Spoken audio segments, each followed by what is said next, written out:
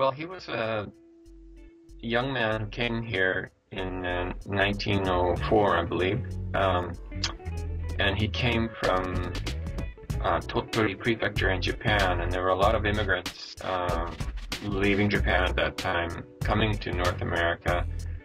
And Henry was part of a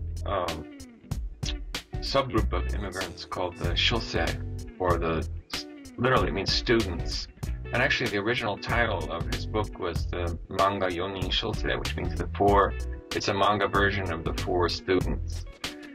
And the Shosei were a class of largely young men who wanted to improve themselves, and they wanted to further their education.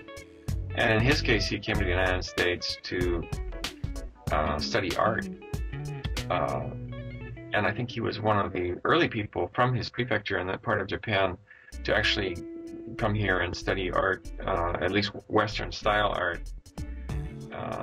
And of course he had to work as in a variety of odd jobs and at the time when he arrived. But there was a whole group of people like him in San Francisco area, and it was kind of an interesting subculture, you might say, of immigrants. They were usually young men they would work during the day, and they would often go to night school. They would do menial work, they would work as houseboys, they had all kinds of jobs. So that's how Henry came here, and the amazing thing is, of course, that he eventually wound up creating a comic book because he came here to study fine art, and as you know, at that time there was kind of a pretty thick wall between fine art and the comic strip. So that's one of the things that I find so fascinating about him, is that he actually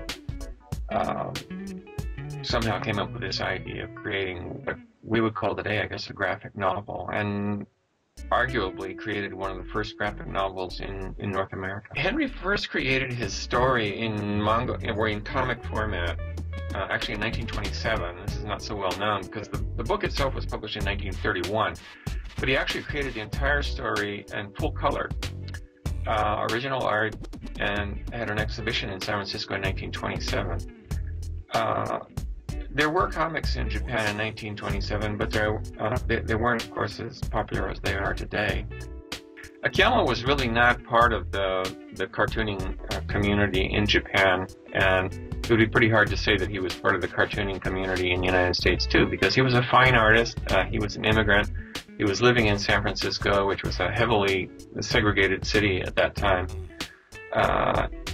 and he was really, I think, working on his own, and that's what makes his work so interesting, because he did something quite different from everyone else in the sense that he created this basically long format story, which you could call a graphic novel.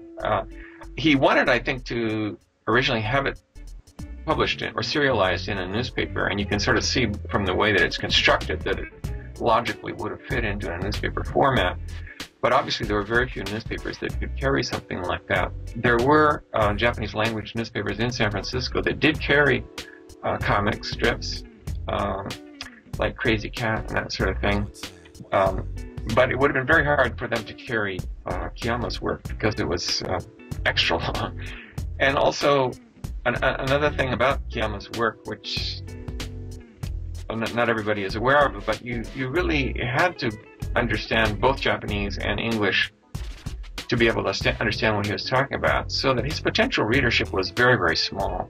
It was really limited to people in the San Francisco area who were Japanese immigrants who'd been here a while and knew some English, because you had to be able to read some English and you had to be able to read his Japanese, because it was largely Japanese with a lot of English sprinkled in.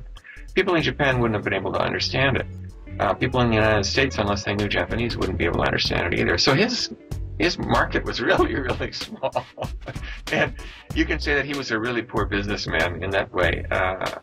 Even though he was experiencing a lot of trials and a lot of difficulties as an immigrant here, and a lot of persecution and discrimination, he looked at everything with a very humane and a very human eye and a good sense of humor. So to me, he's sort of the ideal role model for all of us.